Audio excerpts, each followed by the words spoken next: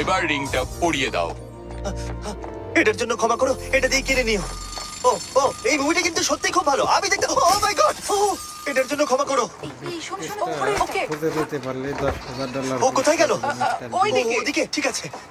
এগুলা যাই হলো দাও আরে হেল্প করার জন্য কিছু তো দাও আমার টাকা ফেরত দাও।